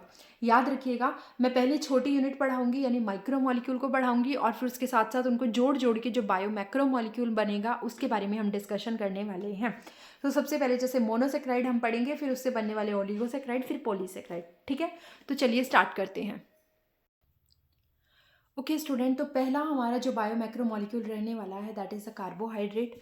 कार्बोहाइड्रेट की कुछ बेसिक डेफिनेशंस हैं जो आप प्लीज़ एक बार समझ लीजिए क्या क्या रहने वाली हैं। देखिए, कार्बोहाइड्रेट का पहले फॉर्मूला याद कर लीजिए, CnH2nOn। ठीक है, एन यहाँ पे कोई नंबर को रिप्रेजेंट करता है। पहले बात करते हैं कि कार्बोहाइड्रेट को कार्बोहाइड्रेट क्यों बोला जाता है और इनको हम सेक्राइड क्यों बोलते हैं। Because they are sugar in nature, due to sugar in nature, ये शुगरी होते हैं नेचर में। These are called as saccharides. These sugar इधर हैव द कीटोनिक ग्रुप और एल्डिहाइडिक ग्रुप। ठीक है, ये अब माना जाता है, पहले था कि these are the hydrates of carbon. जो कार्बन होता है उसके साथ आप कितने वाटर मॉलिक्यूल जोड़ रहे हो, उसके बेस पे इसका नाम था कि these are the hydrates of the carbon because they have the same ratio of hydrogen and oxygen. किस रेशो में थी, 2 रेशो में अगर हाइड्रोजन रहता था तो 1 रेशो में आपकी ऑक्सीजन रहती थी, which is present in water. H2O में क्या होता है, 2 हाइड्रोजन और 1 ऑक्सीजन रहती है। तो वही चीज़ थी कि इसीलिए इसको हम क्या बोल देते थे, हाइड्रेट्स ऑफ कार्बन बोल देते थे, यानी कार्बन के साथ अगर वाटर मॉलिक्यूल को जोड़ दिया जाए। लेकिन टाइम टू टाइम हमारी बहुत डिस्कवरी हुई, बहुत चीज़ें यहाँ पे हमें अलग अलग मिली। तो अभी डेफिनेशन क्या है कि इनके पास, हम इनको हाइड्रेट और हाइड्रेट नहीं बोलते हैं कार्बन का, ऐसे हम बोलते हैं कि इनके पास या तो कीटोनिक ग्रुप हो सकता है या एल्डिहाइडिक ग्रुप हो सकता है। कीटोनिक ग्रुप का मतलब क्या होता है, C+O, ये वाला ग्रुप है ना। और एल्डिहाइड ग्रुप कौन सा होता है बेटा, ये होता है CHO, ये वाला ग्रुप। तो this is a aldehydic group. तो इस तरीके से हमें चीज़ें क्लियर हुई कि अगर ये वाला ग्रुप हो और ये वाला ग्रुप हो तो उसके बेस पे हमारे जो कार्बोहाइड्रेट हैं वो पता चलते हैं कि कौन सा हो सकता है। कार्बोहाइड्रेट के कुछ टाइप होते हैं। एक होता है उसकी मोनोमेरिक यूनिट, जिसको हम बोलते हैं मोनोसेक्राइड। और जब बहुत सारी मोनोमेरिक यूनिट को आप आपस में जोड़ दोगे तो आपके पास पॉलीसेक्राइड बन जाएगा। लेकिन जब उसी मोनोमेरिक यूनिट की आप दो से लेकर के सिर्फ 10 यूनिट को आपस में जोड़ते हो तो आपके पास बनता है ओलिगोसेक्राइड। ठीक है, 2 से लेकर के 9 यूनिट तक आप जोड़ते हो। मोनोसेक्राइड के बारे में हम पहले डिस्कस करेंगे, फिर ओलिगोसेक्राइड के बारे में डिस्कस करेंगे, फिर पॉलीसेक्राइड के बारे में डिस्कस करेंगे। तो मोनोसेक्राइड सबसे छोटी यूनिट है। इसकी जब 2 से लेकर के 9 यूनिट तक आपस में जुड़ जाती हैं तो उससे ओलिगोसेक्राइड बनता है, और जब 9 से ज़्यादा यूनिट जुड़ जाती हैं तो हमारी पॉलीसेक्राइड की कैटेगरी में हम चले जाते हैं। इसके कुछ एग्जाम्पल हम पढ़ेंगे। प्लस हम इसके कुछ डायग्राम पढ़ेंगे कैसे बनता है वो, और साथ में कुछ हम इसके बेनिफिशियल यूज़ भी पढ़ेंगे। फिर हम ओलिगोसेक्राइड पे जाएंगे। ओलिगोसेक्राइड के हम कुछ एग्जाम्पल पढ़ेंगे। इनके डायग्राम एनसीईआरटी में नहीं दिए गए हैं तो आप चाहो स्किप कर सकते हो, बट मैं पढ़ाऊंगी, ठीक है, कुछ एक एग्जाम्पल मैं पढ़ाऊंगी। उसके बाद पॉलीसेक्राइड को हम डिटेल में डिस्कस करेंगे कि इसमें कौन कौन सी कैटेगरी होती है। तो पहले चलते हैं मोनोसेक्राइड पे। इसको अभी के लिए बिल्कुल छोड़ दो, मैं हल्का हल्का बता दूंगी, लेकिन डिटेल में नहीं जाएंगे, डिटेल में हम थोड़ी देर में जाएंगे। मोनोसेक्राइड की बात करते हैं। These are the simplest sugar, सबसे छोटी शुगर होती है, सबसे छोटी यूनिट होती है। That is they do not break into smaller form, आप इससे छोटा आप इसको नहीं तोड़ सकते हो। These sugars are made up of 3 to 7 carbon. इसका मतलब ये नहीं है कि यूनिट का मतलब अलग होता है। यूनिट का मतलब होता है कि आपने 3 से लेकर के 7 कार्बन की आपने यूनिट को जोड़ दिया, वो भी कितनी, 2 से लेकर के 9 यूनिट को आपस में जोड़ दिया है, वो वाली, ठीक है। लेकिन आप इसको तोड़ ही नहीं सकते, आपके पास एक ही डायग्राम रहेगा, उसमें 3 से लेकर के 7 कार्बन तक हो सकते हैं। These sugar have at least 1 asymmetric carbon atom, जिसको हम बोलते हैं कायरल एटम, यानी कि एक ऐसा एटम जिसकी पोलैरिटी चारों अलग होनी चाहिए। आपको पता है कार्बन की वैलेंसी क्या होती है, 4 होती है, यानी कि जैसे मिथेन मान लेते हैं, मिथेन क्या होता है, CH4 होगा, राइट, जिसमें चारों वैलेंसी पे H लगा होता है। इतनी तो ऑर्गेनिक केमिस्ट्री आती होगी सबको। तो CH4, अगर मैं H को रिप्लेस करती चली जाऊं और चारों जगह पर मैं डिफरेंट ग्रुप लगा दूं, जो कि टोटली अब जो कार्बन बनेगा सेंटर में वो एक ऐसा कार्बन होगा जिसके पास चारों के चारों वैलेंसी ग्रुप अलग हैं, तो उसको मैं बोलूंगी कायरल कार्बन या फिर एसिमेट्रिक कार्बन, ठीक है। तो यानी कि अगर आप शुगर की बात कर रहे हो मोनोसेक्राइड में, तो वहां पे कोई ना कोई ऐसा कार्बन जरूर होना चाहिए जिसमें क्या हो, कम से कम एक कार्बन जो है वो आपका एसिमेट्रिक होना चाहिए, यानी कायरल होना चाहिए। तो इसी तरीके से हमने कहा कि 3 से 7 कार्बन की शुगर हो सकती है, कार्बन हो सकते हैं एक शुगर के अंदर। तो उसी बेस पे एग्जांपल भी हैं, 3 कार्बन वाला भी है, 4 कार्बन वाला भी है, 5 कार्बन वाला स्ट्रक्चर भी है, 6 कार्बन वाला भी है और 7 कार्बन वाला भी है। अब याद रखना, हमने कहा था कि शुगर के पास या तो कीटोन ग्रुप हो सकता है या एल्डिहाइड ग्रुप हो सकता है। उसी के बेस पे हमने इनके नाम भी अलग अलग किए, या तो एल्डिहाइड ग्रुप है CHO या कीटोनिक ग्रुप है CHO, ठीक है, सॉरी COO। अगर 3 कार्बन वाला जो CHO ग्रुप है, 3 कार्बन वाला जो शुगर होगा उसको हम बोलेंगे ट्राइयोज, 4 वाले को हम बोलेंगे टेट्रोज, 5 वाले को बोला जाता है पेंटोज, 6 वाले को बोला जाता है हेक्सोज, 7 वाले को बोला जाता है हेप्टोज, ठीक है। 3 कार्बन वाला जो ट्राइयोज है, अगर उसमें एल्डिहाइडिक ग्रुप है तो उसका एक एग्जाम्पल है ग्लिसरेल्डिहाइड, और अगर उसमें कीटोनिक ग्रुप है तो उसको हम बोलते हैं डाईहाइड्रोक्सी एसीटोन। आप ये एग्जाम्पल याद रख सकते हो। अगर एल्डिहाइडिक ग्रुप है पर 3 कार्बन है तो आप उसको बोलोगे ग्लिसरेल्डिहाइड, अगर 3 ही कार्बन है पर कीटोनिक ग्रुप है तो आप उसको बोलोगे डाईहाइड्रोक्सी एसीटोन। सेम है 4 कार्बन वाले के साथ, अगर एल्डिहाइडिक ग्रुप है तो बोलोगे इरिथ्रोस, अगर उसमें कीटोनिक ग्रुप है तो बोलोगे इरिथ्रोलोस, ठीक है। 5 कार्बन वाला है, अगर एल्डिहाइड ग्रुप है तो बोला जाएगा राइबोज और डीऑक्सीराइबोज, यानी जिससे RNA बनेगा और जिससे DNA बनेगा। और अगर कीटोनिक ग्रुप आ गया उसमें तो आप उसमें लगा दोगे इसको राइबोलोज बना दोगे। अगर हेक्सोज है 6 कार्बन वाला, तो उसमें अगर एल्डिहाइड ग्रुप है तो वो या तो ग्लूकोज बनाएगा या गैलेक्टोज बनाएगा, बट अगर उसमें कीटोनिक ग्रुप है तो वो फ्रक्टोज बनाएगा। 7 कार्बन वाला हेप्टोज है तो वो या तो अगर वो एल्डिहाइडिक है तो वो बनाएगा सिडाप्टोज, अगर वो कीटोनिक है तो वो बनाएगा सिडाप्टुलोज, ठीक है। ये चीज़ हुई। अब हम बैक टू बैक इसके बारे में डिस्कस करेंगे कि करके, लेकिन उससे पहले मैं थोड़ा सा ओलिगोसेक्राइड और पॉलीसेक्राइड के बारे में बता देती हूँ। ओलिगोसेक्राइड में क्या होगा, जब एक से made up of 2 to 9 sugar unit, यानी कि जब आप 2 से लेकर के 9 शुगर की यूनिट को आपस में जोड़ दोगे तब ओलिगोसेक्राइड बनेगा। जैसे डायासेक्राइड, ट्राईसेक्राइड, टेट्रासेक्राइड, जिसमें 2 यूनिट को जोड़ा तो डायासेक्राइड, 3 यूनिट को जोड़ा तो ट्राईसेक्राइड, 4 यूनिट को जोड़ा तो टेट्रासेक्राइड। डाइसेक्राइड का एक एग्जाम्पल आता है सुक्रोज, ठीक है। सुक्रोज कैसे बनता है, जब आप मोनोमेरिक यूनिट ग्लूकोज और फ्रक्टोज को आपस में जोड़ देते हो, यानी एक ये वाली दोनों को आपस में जोड़ देते हो, तो 2 यूनिट के जुड़ने से आपका डायासेक्राइड बनता है जिसका नाम है सुक्रोज, ठीक। इसी तरह ट्राईसेक्राइड बनता है जब 3 यूनिट जोड़ दोगे, टेट्रासेक्राइड बनता है जब 4 यूनिट जोड़ दोगे। लेकिन जब उससे ज़्यादा आ जाए, 9 से ज़्यादा आपने जोड़ दिया, तब बनेगा polysaccharide. It is made up of more than 100 units. 100 unit से जो है ज़्यादा अगर आप जोड़ दोगे तो पॉलीसेकेराइड बनेगा। दीज आर नॉन शुगर, ये शुगर नहीं होती टेस्ट में, इनका कोई मीठा टेस्ट नहीं होता है। They are also called as glycans, इनको हम ग्लाइकन्स बोलते हैं। ये 2 तरह की हो सकती हैं। अगर आपने जो 100 या 100 से ज़्यादा यूनिट आपस में जोड़ी हैं, अगर वो एक जैसी हैं, सपोज मैं जोड़ रही हूँ glucose glucose glucose glucose glucose glucose glucose, ऐसे करते करते मैंने 100 यूनिट के अराउंड जोड़ दी, तो वो बन जाएगा मेरा होमोपोलीसेक्राइड। होमो का मतलब होता है सेम, और पॉलीसेक्राइड यहाँ पे क्या है, रेजिड्यू ऑफ शुगर, यानी जब आपने सेम रेजिड्यू ऑफ शुगर जोड़ दिए हैं तो क्या बनेगा, होमोपोलीसेक्राइड। बट अगर मेरा इंटेंशन थोड़ा अलग है, मैं जोड़ रही हूँ ग्लूकोज फ्रक्टोज गैलेक्टोज मैनोज, फिर फ्रक्टोज फिर सुक्रोज फिर ग्लूकोज, इस तरीके से अगर मैं जोड़ रही हूँ तो वो क्या बन जाएगी, डिफरेंट यूनिट से मिलकर के बना है, तो हम उसको बोलेंगे हेटेरोपॉलीसेक्राइड। तो आपके पास पॉलीसेक्राइड 2 तरीके का हो सकता है। अगर सेम यूनिट को जोड़ोगे तो होमोपॉलीसेक्राइड, डिफरेंट यूनिट को जोड़ोगे तो हेटेरोपॉलीसेक्राइड। ठीक है। अब जो पॉलीसेक्राइड जो होते हैं ना, वो 2 डिफरेंट तरह के होते हैं। एक तो ऐसे होते हैं जो प्लांट के अंदर या एनिमल के अंदर कुछ चीज़ों को स्टोर करने के लिए यूज़ किए जाते हैं, जैसे कि स्टार्च हो गया, इनको हम बोलते हैं स्टोरेज पॉलीसेक्राइड। जैसे कि स्टार्च जो है वो प्लांट के अंदर खाना स्टोर करता है, ग्लाइकोजन जो है वो ह्यूमन के अंदर खाना स्टोर करता है या एनिमल के अंदर खाना स्टोर करता है। इन्यूलिन जो होता है वो जो दहलिया रूट होती है प्लांट की, उसके अंदर आपको एज अ स्टोरेज पॉलीसेक्राइड मिल जाता है। कुछ ऐसे पॉलीसेक्राइड होते हैं जो किसी भी ऑर्गेनिज्म का स्ट्रक्चर बनाते हैं, जैसे सेल्यूलोज ये प्लांट का स्ट्रक्चर बनाता है, काइटिन ये किसी इंसेक्ट का स्ट्रक्चर बनाता है, किसी फंगस का स्ट्रक्चर बनाता है, म्यूकोपॉलीसेक्राइड ये आपको फिर से प्लांट का कोई स्ट्रक्चर बनाते हुए दिखाई देगा, तो हम इनको क्या बोलते हैं, स्ट्रक्चरल पॉलीसेक्राइड। ठीक है। अब हम बैक करते हैं, वापस मोनोसेक्राइड पे आते हैं। मोनोसेक्राइड को थोड़ा डिटेल में लेकर के चलेंगे। मोनोसेक्राइड में मैं आपको पढ़ाऊंगी, ग्लूकोज के बारे में हम बात करेंगे। हम इसके अलावा बात करेंगे छोटी छोटी चीज़ों की, जिनको अभी हम देखते हैं क्या रहने वाला है। देखो ग्लूकोज की बात करते हैं। कभी आपने कैसे बताया जाए, कभी आपने वो पढ़ा होगा 12th क्लास में, एक चैप्टर होता है केमिस्ट्री के अंदर जिसको हम बोलते हैं बायोमोलिक्यूल, सेम चैप्टर है केमिस्ट्री के अंदर। बायो में इस चीज़ को इतना एलाबोरेट करके नहीं समझाया गया है, लेकिन उस चैप्टर के अंदर समझाया गया है। तो होता क्या है ना कि कनेक्शन वहाँ से यहाँ डाल देते हैं, तो इसलिए आपको ये चीज़ें समझने में आनी चाहिए। यहाँ नहीं पढ़ना है तो वहाँ तो पढ़ोगे ही, इसलिए बेटर है आप इसको थोड़ा यहाँ पे पढ़ लो।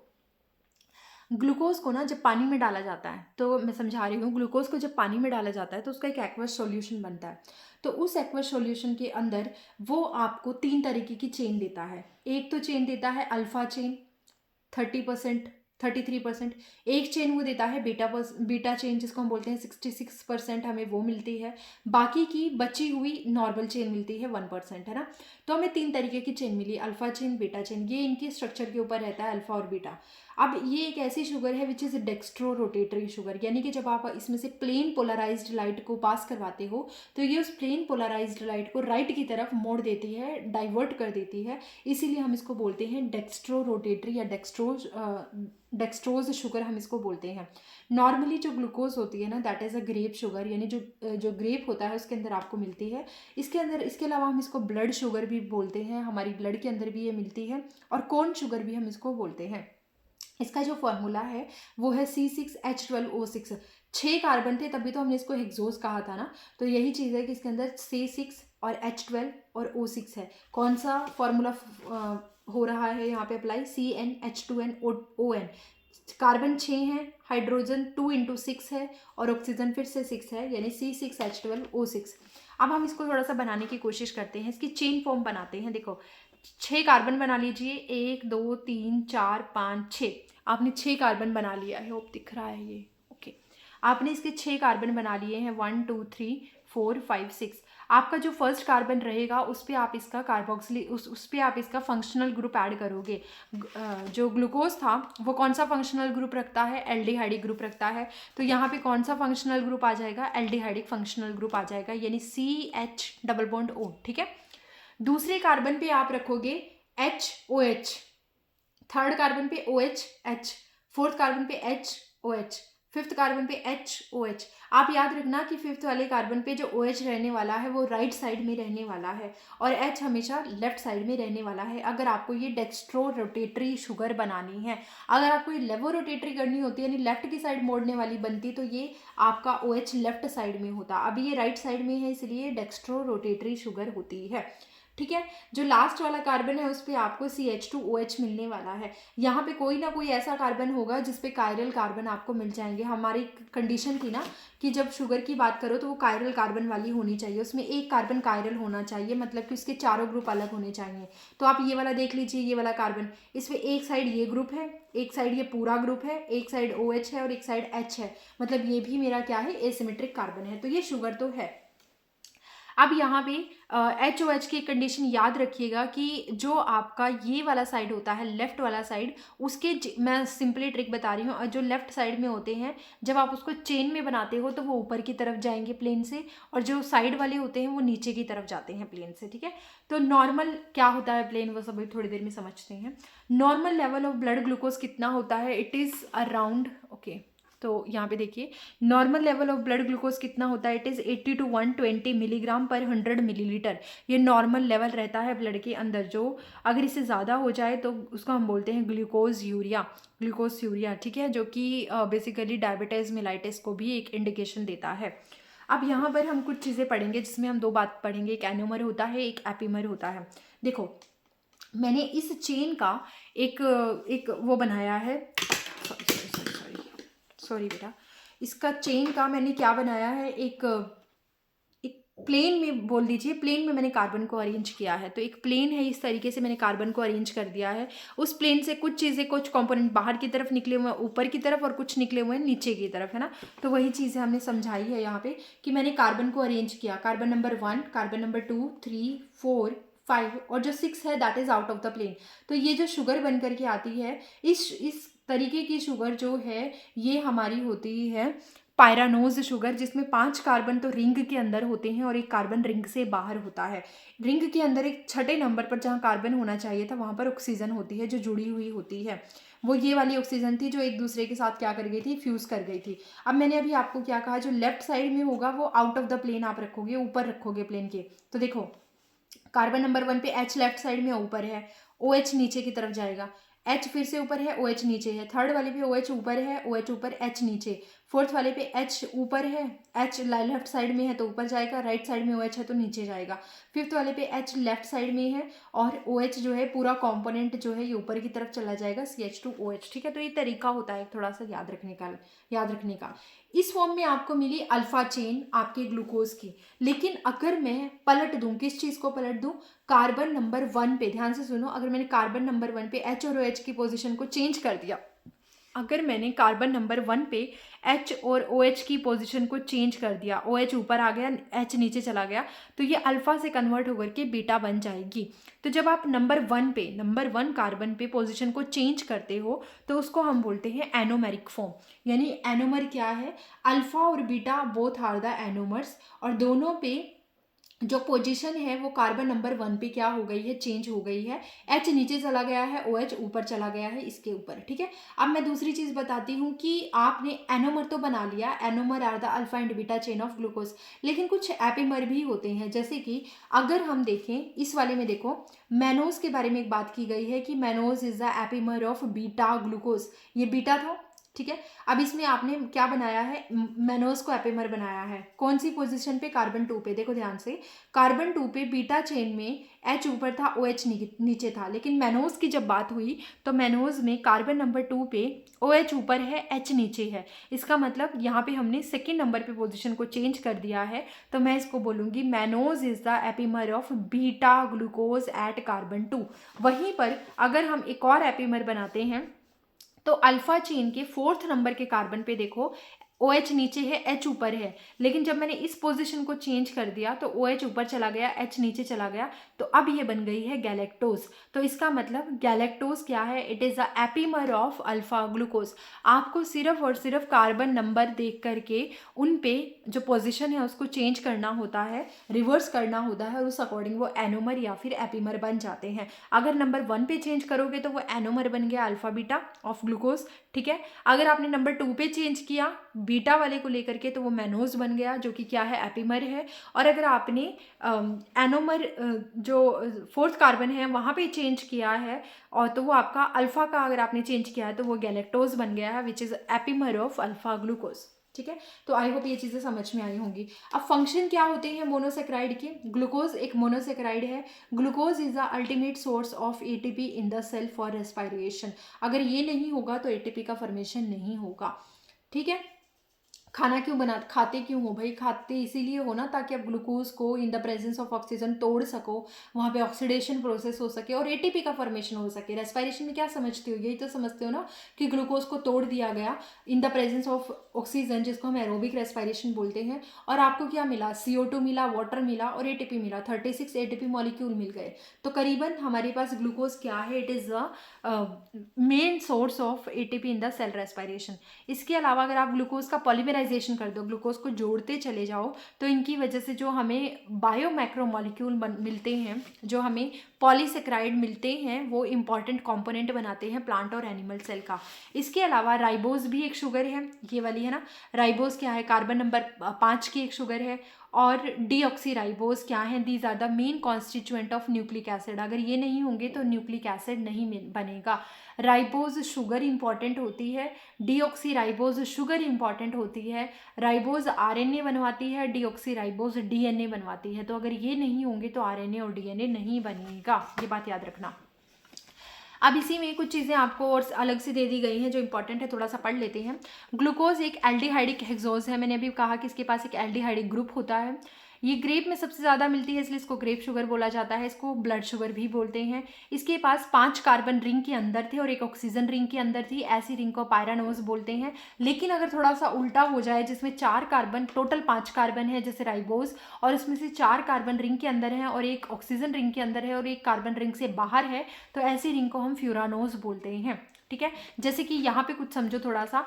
राइबोज के बारे में दिया गया है। राइबोज में आपके 5 कार्बन है, 1 2, राइबोज में आपके 5 कार्बन है, 1 2 3 4 5। इन 5 में जब आप रिंग में बनाओगे ना तो 4 तो कार्बन अंदर आ जाएंगे रिंग के और एक कार्बन रिंग से बाहर आ जाएगा, तो ये फ्यूरानोज रिंग बनाएंगे। और इसकी स्ट्रक्चर कुछ ऐसी होती है। राइबोज भी क्या होता है? एल्डिहाइड पेंटोज होता है।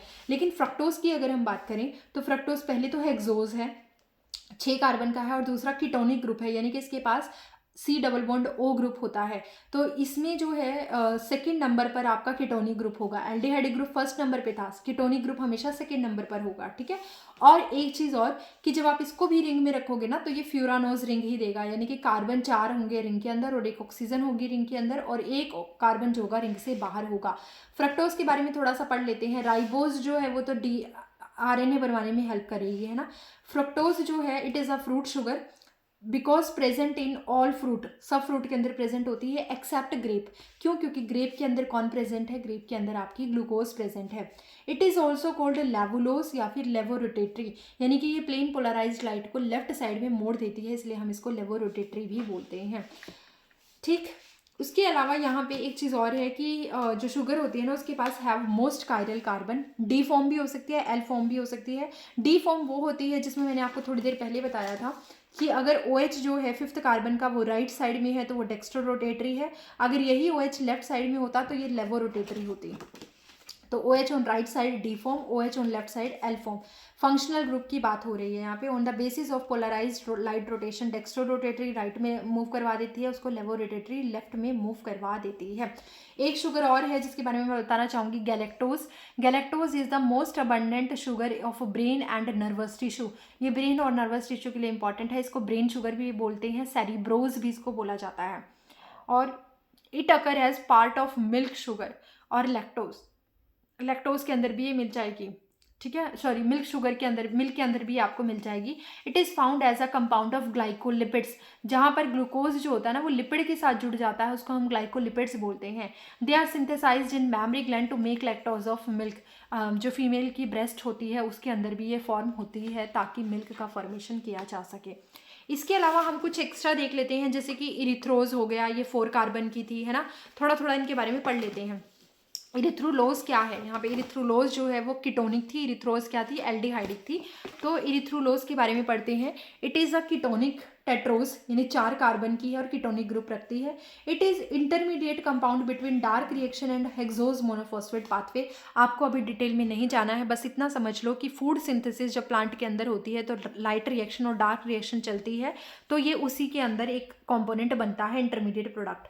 अब कुछ इंपॉर्टेंट चीज़ें हैं जो अलग से दी गई हैं, जैसे कि हनी जो है इट कंटेन्स 2 मेन शुगर, एक होती है डेक्सट्रोज और एक होती है लैवुलोज, है ना।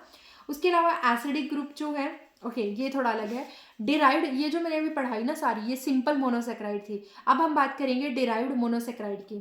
डिराइव्ड मोनोसेक्राइड वो होती है जो सिंपल मोनोसेक्राइड से चेंज करके निकाली जाती है, थोड़ा थोड़ा उनको चेंज किया जाता है और उससे हम थोड़ा सा अलग प्रोडक्ट बना लेते हैं। जैसे दूध को आप चेंज करके दही बना लेते हो ना, इसी तरीके से मेन तो यही था, लेकिन इसमें जब थोड़ा मॉडिफिकेशन हो गया तो डिराइव्ड बन गई। फॉर एग्जांपल डीऑक्सी शुगर थी तो वो शुगर, लेकिन जब उसमें से आपने ऑक्सीजन को रिमूव कर दिया तो वो क्या बन गई, डीऑक्सी। पहले उस पर ऑक्सीजन होती थी, फिर रिमूव कर दी तो डीऑक्सी। जैसे कि ribose, in this one oxy group remove from the, sorry deoxy ribose. For example in this one oxy group remove from the 2 carbon of ribose, second carbon of ribose, so become deoxy ribose. इसका कहने का मतलब ये है कि अगर आपने ribose group, I think मैंने बनाया नहीं है, मान लीजिए 5 कार्बन का राइबोस है, 5 कार्बन का राइबोस है, इसमें आपको पता है कि सेकेंड कार्बन पर OH ग्रुप है ना। अगर आपने सेकेंड कार्बन वाले O को हटा दिया तो अब जो बनेगा ना वो होगा डीऑक्सी राइबोस। सेकेंड कार्बन से आपने जब ऑक्सीजन को रिमूव कर दिया तो वो बन गया डीऑक्सी राइबोस। ये वाली राइबोस जो है ये RNA बनाने के लिए इंपॉर्टेंट थी, लेकिन जो डीऑक्सी राइबोस होगी वो किस चीज़ के लिए इंपॉर्टेंट होगी, वो होगी DNA बनवाने के लिए। एक मॉडिफिकेशन होगी। दूसरा, अगर आप अमीनो ग्रुप साथ में अटैच कर देते हो, जैसे कि अगर आपने कोई शुगर ली और उसके सेकंड कार्बन पर कोई अमीन ग्रुप लगा दिया, फॉर एग्जांपल ग्लूकोसा अमीन, ये ग्लूकोसा अमीन आपने क्या किया है, ग्लूकोज के ऊपर अमीन ग्रुप लगा दिया है। It is the second most abundant sugar, दुनिया में पाई जाने वाली सेकंड मोस्ट अबंडेंट शुगर है ये। और इसी के जुड़ने से गैलेक्टोजा अमीन हो गया, ग्लूकोजा अमीन हो गया, इनके जुड़ने से ही जो एक पेप्टिडोग्लाइकन होता है ना वो बनता है। बैक्टीरिया की जो सेल वॉल होती है वो इन्हीं की बनी हुई होती है, ठीक है। उसके अलावा अगर आपने एसिडिक ग्रुप लगा दिया, अमीनो ग्रुप लगा दिया, आपने एसिडिक ग्रुप लगा दिया, आपने अल्कोहलिक ग्रुप लगा दिया, तो आप डिफरेंट तरह की क्या बना सकते हो, शुगर बना सकते हो। एसिडिक ग्रुप का मतलब क्या है, in this acidic group is attached on sugar carbon which causes acidic appearance. For example ascorbic acid, uronic acid, aldonic acid, aldaric acid, ये सारी क्या है, एग्जाम्पल हैं जहाँ पर आपने शुगर के साथ एसिडिक ग्रुप को जोड़ दिया है। अल्कोहलिक ग्रुप की अगर हम बात करें तो if alcohol is attached with sugar is called alcoholic sugar. For example glycerol हो गया, सॉर्बिटोल। देखो ओल ग्रुप किसके लिए लगाते हो, शुगर के लिए तो लगाते हो ना। ग्लिसरॉल हो गया, सॉर्बिटोल हो गया, मैनिटोल हो गया। It is obtained from seaweeds, kelps and brown algae, ठीक है। मैनिटोल जो होता है ना ये हमें कहाँ से मिलता है, सीवीड से मिलता है, जो जहाँ से हमें अगार अगार भी मिलता है। कैल्प हो गया, ब्राउन एल्गी होती है ये, इनसे हमें मैनिटोल मिलता है। Mannitol is the stored food of brown algae, ठीक है। अब मोनोसेक्राइड की, यानी जो सिंगल यूनिट ऑफ सेक्राइड थी, जिसमें हमने ये सारे पढ़े, जिसमें हमने ग्लूकोज पढ़ा, गैलेक्टोज देखा, फ्रक्टोज देखा, राइबोज देखा, डीऑक्सी राइबोज देखा, इरिथ्रोलोज देखा, ये सब जिसके अंदर हमने पढ़े हैं वो सारे इनकी प्रॉपर्टीज़ क्या होती है। तो पहले मोनोसेक्राइड आर द कलरलेस, इनका कोई कलर नहीं होता, और जो इनका टेस्ट होता है वो भी कैसा होता है, स्वीट होता है, मीठा होता है taste. They are solids and so oxidation show करते हैं अगर आप इनको ऑक्सीजन की प्रेजेंस में रख दोगे। फर्मेंटेशन शो करते हैं, अगर आप इनको एनारोबिक कंडीशन में रखोगे तो ये फर्मेंटेशन कर जाएंगे। ड्यू टू एसिमेट्रिक कार्बन, यानी कि इनके पास ऐसा कार्बन ज़रूर होता है जिसकी सिमेट्री चारों अलग अलग हों। They exist in different isomeric form, इसीलिए हमें इनकी डिफरेंट फॉर्म्स मिल जाती हैं। D glucose after reduction gives rise to a mixture of polyhydroxy alcohol, sorbitol और मैनिटोल। इसके बारे में खास मत पढ़ना, बस इतना समझ लीजिए कि जो डी ग्लूकोज होता है ना, जब आप उसको रिड्यूस कर दोगे तो रिडक्शन से उसमें अल्कोहलिक ग्रुप वाली कैरेक्टरिस्टिक आ जाती हैं, जैसे कि सॉर्बिटोल और मैनिटोल वाली कंडीशन बन जाती है, ठीक है। तो आज मैंने आपको इसके बारे में डिस्कशन करवाया है, जिसमें हमने आज पूरा मोनोसेक्राइड कंप्लीट कर लिया है। और नेक्स्ट क्लास में होपफुली मैं आपको ओलिगोसेक्राइड कराऊंगी, मैं आपको स्टोरेज पॉलीसेकेराइड, स्ट्रक्चरल पॉलीसेकेराइड के बारे में हम डिस्कस करेंगे। और फाइनली मैं कुछ एक्स्ट्रा एग्जांपल आपको दूंगी विच इज़ नॉट योर एनसीईआरटी, जिसको हम बोलेंगे डायासेकेराइड। तो हम इनके बारे में डिस्कस करेंगे और फिर हम पहुंच जाएंगे न्यूक्लिक एसिड पे। तो ये आगे के 2 पेज मैं नेक्स्ट वीडियो में करवाने वाली हूँ। मैं 2 पेज करके कंप्लीट करवाऊंगी। तो होपफुली बच्चों आपको सारी चीज़ें समझ में आ रही होंगी। और इनके जो नोट्स हैं वो मैं आपको टेलीग्राम चैनल पर दे दूँगी। तो प्लीज़ जुड़े रहिए, और कोई प्रॉब्लम हो तो प्लीज़ शेयर कीजिए, बताइएगा कि आपको किस टॉपिक पर अभी और चीज़ें चाहिए हैं और क्या समझ में नहीं आया है, वो मैं नेक्स्ट क्लास में आपको समझा दूँगी। दोनों चैनल के लिंक मैं नीचे दे दूँगी। और मेरे cell cycle and cell division पे भी पूरे नोट्स हैं, आप चैप्टर एक्सप्लोर कर सकते हो चैनल को जा करके। वहाँ पे आपको बहुत सारी न्यू चीज़ें देखने को मिल जाएंगी। और चाहते हो अगर मैं इनकी अलग से प्लेलिस्ट बना दूंगी, but after the completion of chapter, अभी के लिए as it is video continuation में आने वाली हैं। तो please be with me and पूरे फोकस के साथ आप इन्हें करिएगा। मिलते हैं नेक्स्ट वीडियो में। Thank you.